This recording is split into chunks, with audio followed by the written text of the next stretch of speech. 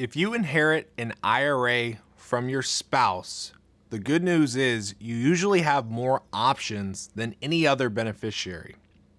The bad news is those options are often misunderstood, and picking the wrong one can quietly cost you flexibility, create unnecessary taxes, and force distribution sooner than you expected. So today I want to walk through how inherited IRAs work for spouses, what your main options are, and more importantly, how to think about the decision, not just memorize rules.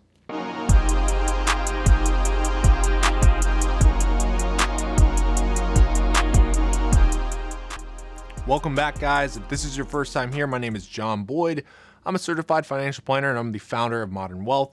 If you need help with your own inherited IRA or retirement plan, go ahead and scan the QR code or click on the link in the description for a free retirement assessment. All right, guys, so let's dive into it.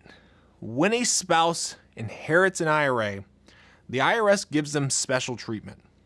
Unlike non-spouse beneficiaries, which we covered last week, a surviving spouse is allowed to treat their IRA as their own, keep it as an inherited IRA, or delay certain decisions until later. That flexibility can be extremely powerful and in some cases save you a lot in taxes, but only if you understand how each option actually works.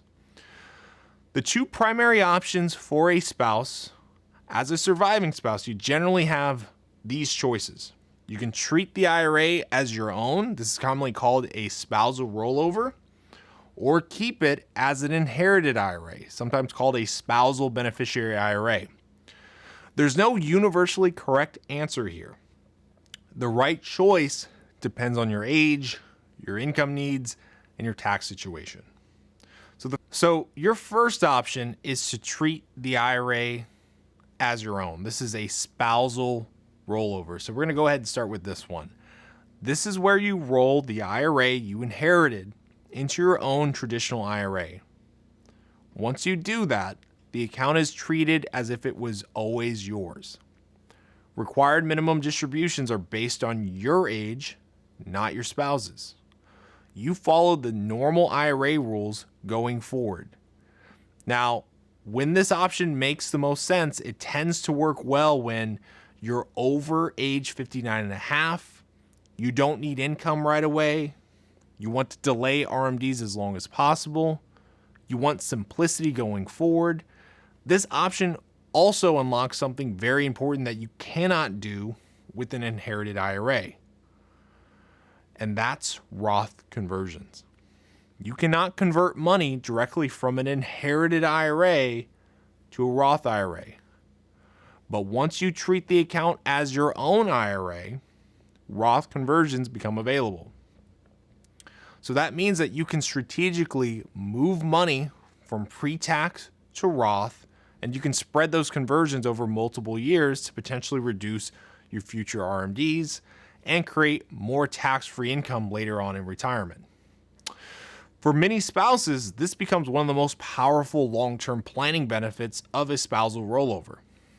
However, one of the biggest mistakes that I see is making this election too early. If you're under 59 and a half and you treat the IRA as your own, distributions can be subject to early withdrawal penalties, and those penalties would have not applied if you kept the account as an inherited IRA. That's why the obvious choice isn't always the best one right away. So option number 2 is keeping the account as an inherited IRA. This option often provides more short-term flexibility, especially around timing.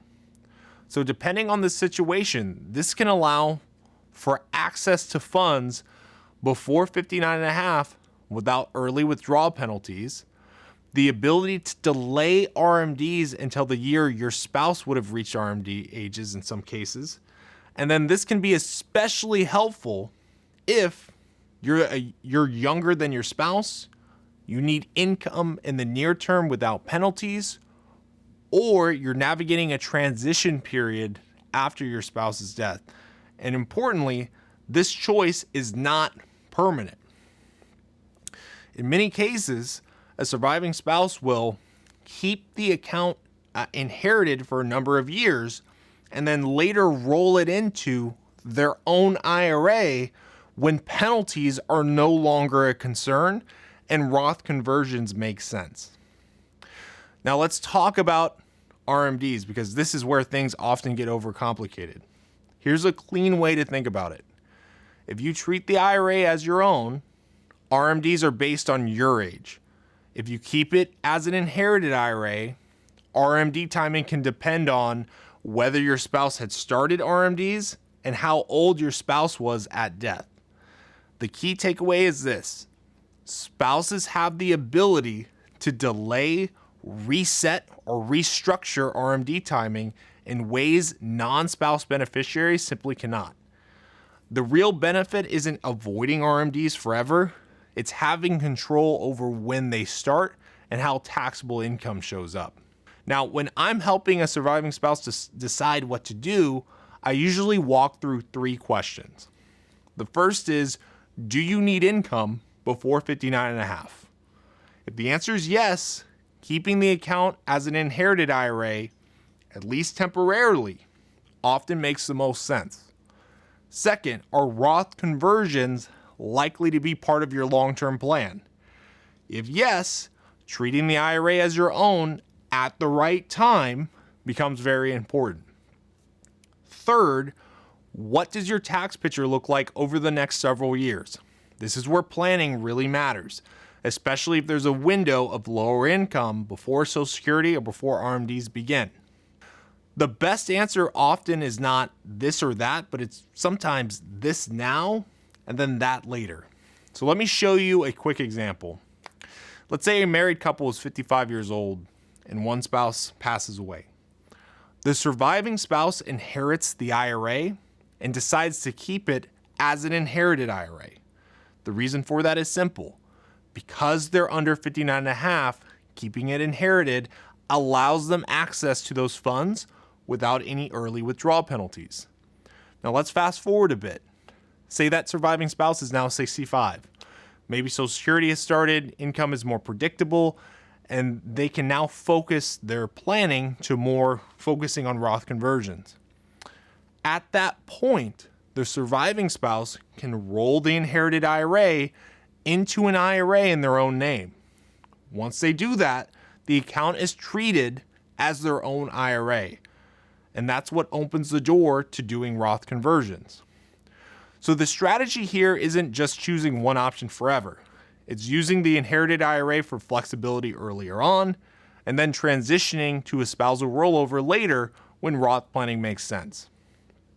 The bottom line is this: as a spouse, you have more flexibility than any other beneficiary, but flexibility only helps if it's used intentionally. The IRS gives you multiple paths. These rules tell you what's allowed, but planning allows you to optimize them for your own income, your taxes, and your long-term goals. If you need help creating a plan around an inheritance or inherited IRA, scan the QR code on your screen or click on the link in the description of this video. I hope you found it helpful, and I will see you next time.